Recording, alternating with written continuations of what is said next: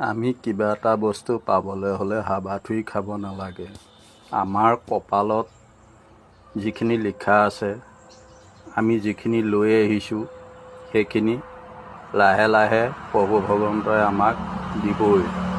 আৰু আমি আমাৰ কপালত পোৱাৰ উপৰিও যদি অধিক বিচাৰোঁ, হাবাথুৰি খাওঁ, তেন্তে সি আমাৰ কাৰণে উপযোগী নহয়, অনুপযোগী।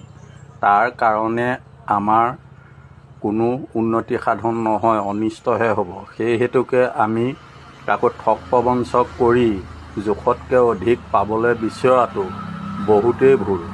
গতিকে আমি সদায় ঈশ্বৰমুখী হ'ব লাগে। আমি ঈশ্বৰমুখী কাম কৰিব লাগে। ঈশ্বৰমুখী কাম কোনবিলাক? আমাৰ ভাৱ সংকল্প ভাল হ'ব লাগে, মন শুদ্ধ হ'ব লাগে। ভাৱ সংকল্প ভাল হ'লে, মন শুদ্ধ হ'লে আমাৰ কৰ্মভাগ ভাল হয়, আৰু কৰ্ম ভাল হ'লে আমাৰ ভাগ্যও ভাল হয়।